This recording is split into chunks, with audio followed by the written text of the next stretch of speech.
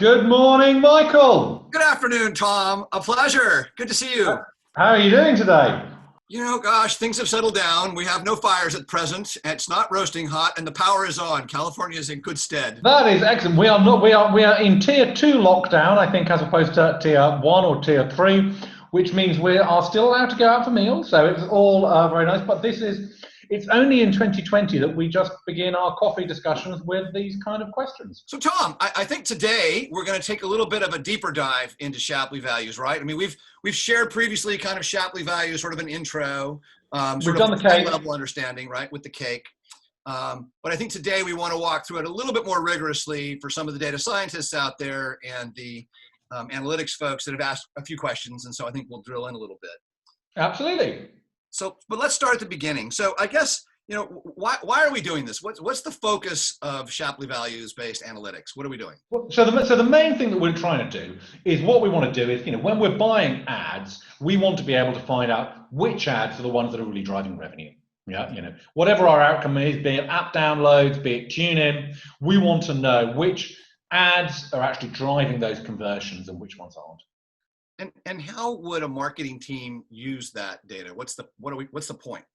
So you can use it to shift spend. So in the example we're going to talk through later, we'll see that actually our acquisition cost is very different for different media, whether you look at it from a multi-touch perspective using Shapley Values, or if you just use a single touch perspective. The picture can be very different, and that can change your investment decisions. It's worth pointing out that we do this quickly enough in terms of turnaround of our analytics for people to actually optimize mid-campaign. So we're typically a day or a few days up to update the report.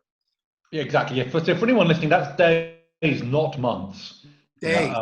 Which I know is what you get from most people. Right. So does Shapley really only look at inventory, or does it look at other dimensions of a campaign? So you can apply Shapley to whatever you want. One of my favorite ones is looking at the Shapley value for the individual day of the campaign.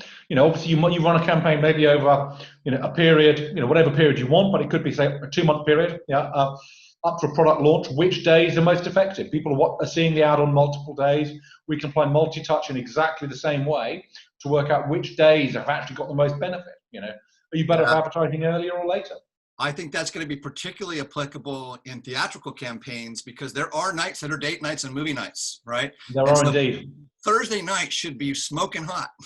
Exactly.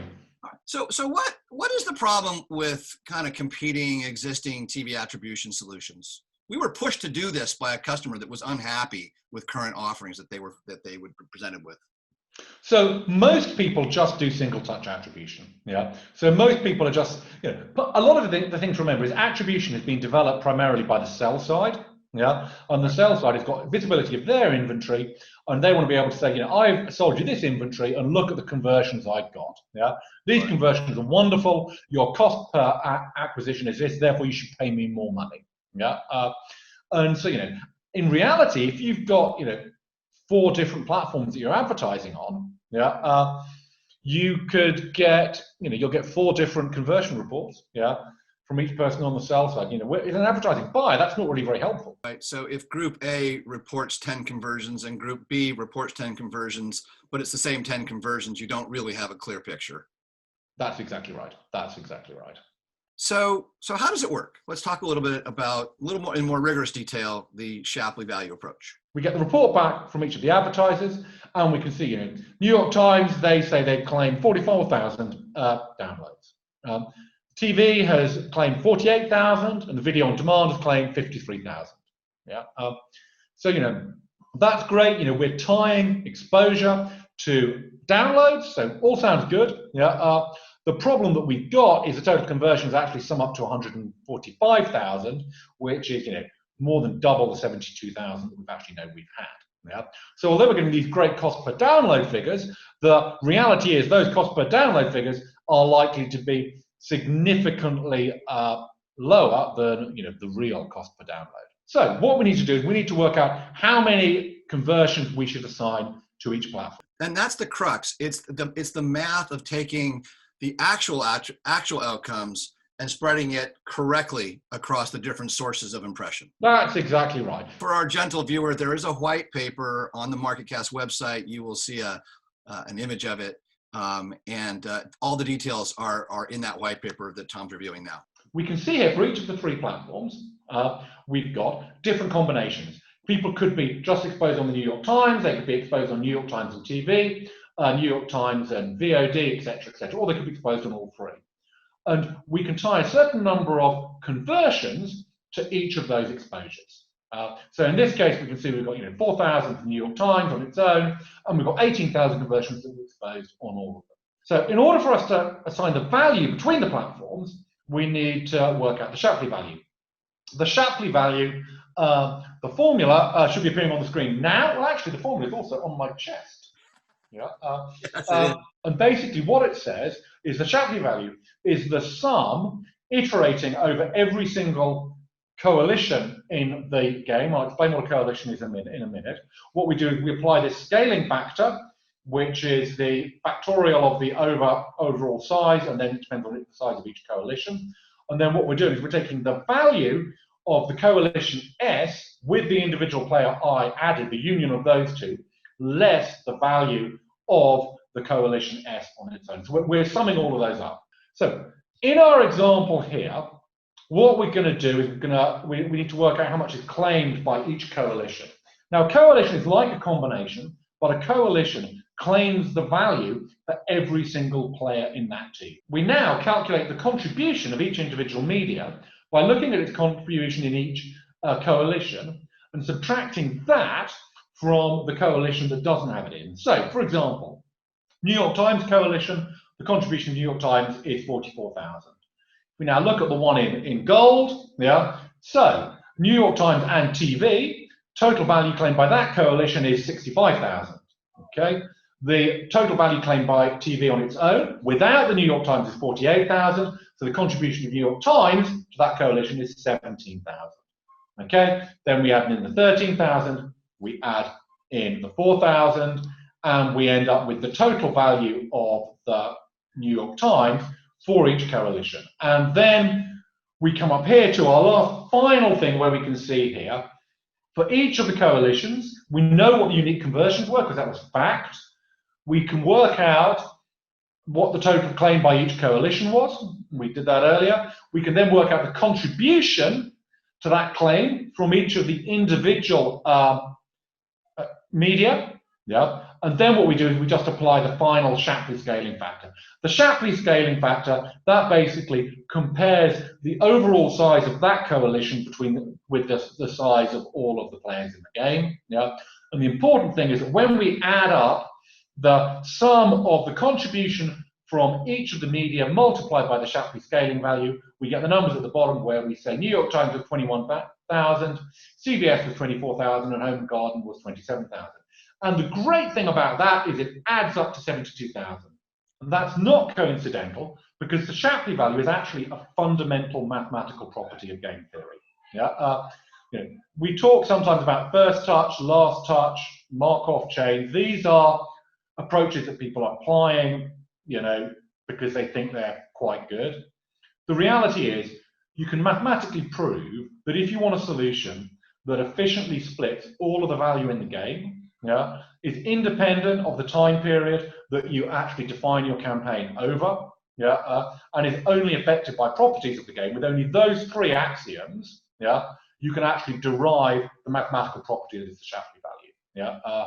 So, it's a fundamental mathematical property that is the only way to fairly distribute the value in that case. And that's why it always adds up to the overall value that you have in the campaign. So in effect, basically the scaling factor is what converts the overcounts that you see in the individual stovepipes down to the actual contribution from each source net of the actual outcomes.